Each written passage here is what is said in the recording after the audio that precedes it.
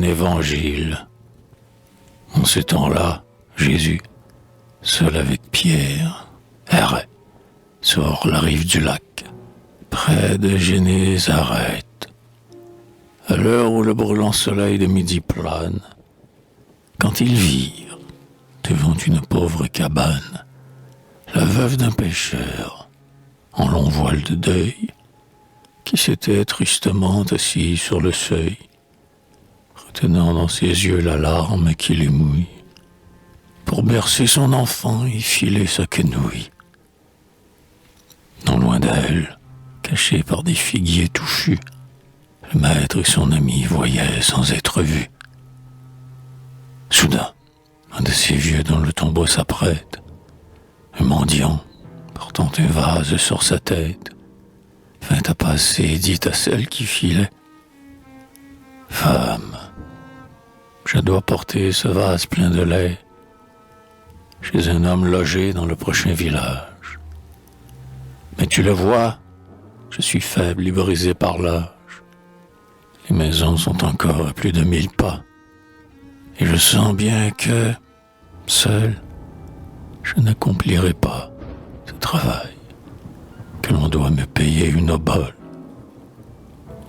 La femme se leva sans dire une parole, laissa, sans hésiter, ses quenouilles de lin, et le berceau d'osier où pleurait l'orphelin, prit le vase et s'enfuit avec le misérable. Et Pierre dit: « Il faut se montrer secourable, maître, mais cette femme a bien peu de raison d'abandonner ainsi son fils et sa maison pour le premier venu qui s'en va sur la route. » À ce vieux mendiant, non loin d'ici, sans doute, quelques passants eût pris son vase et l'eût porté.